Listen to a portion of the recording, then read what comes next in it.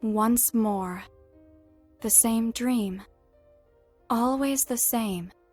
The little girl runs. She runs to escape the horror that haunts her. But what she sees at the end of the darkness, it's just an even greater nightmare. The dream goes on. The little girl is still in the dark hallways of the heart of the Order of Nathaniel.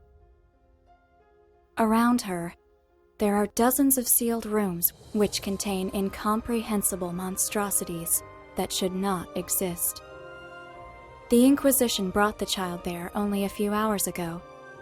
They said it was just for protection, to be sure that she was safe, although the truth is that they didn't know what to do with her.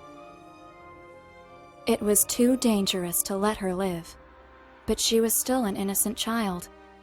Even the most radical amongst them didn't want to kill her just because her blood was different. A blood that would empower any supernatural creature who fed on her.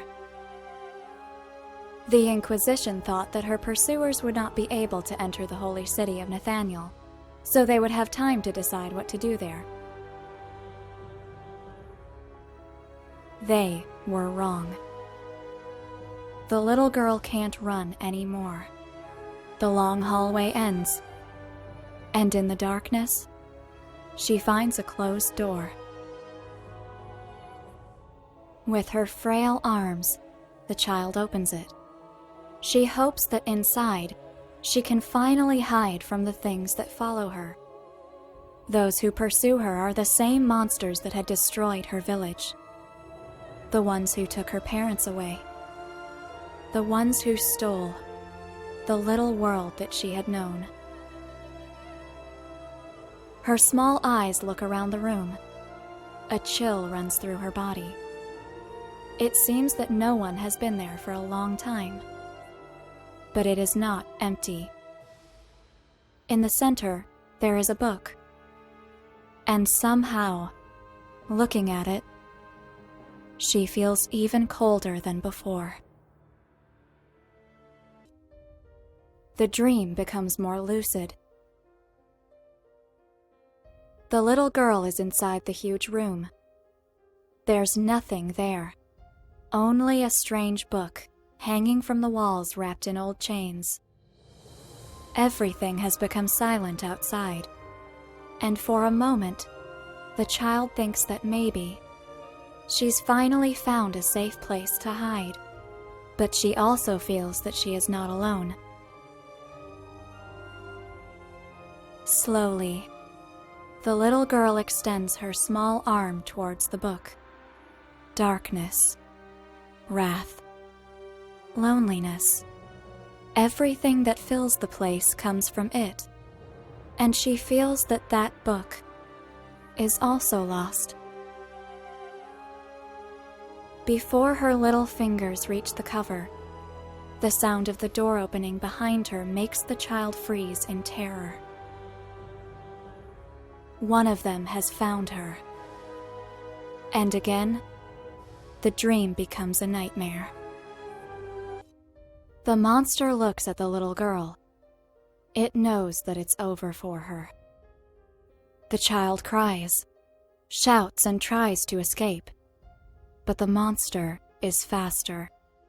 The claws penetrate her flesh, and she collapses with her body broken by pain. Everything will be over soon. But then something happens.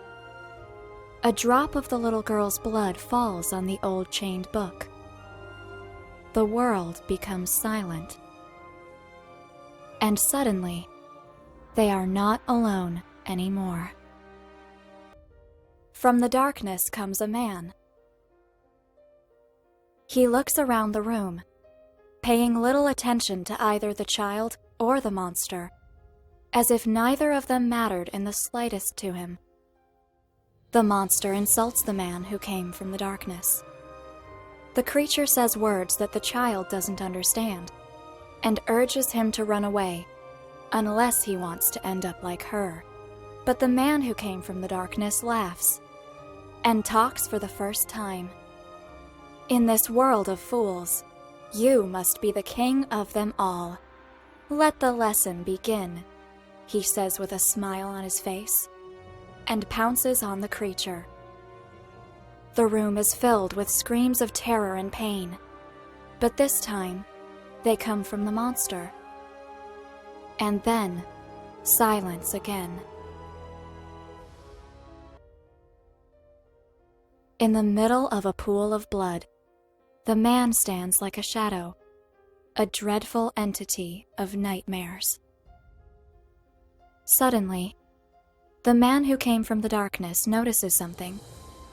The child, completely terrified, is clinging to him with all the strength that her tiny arms allow.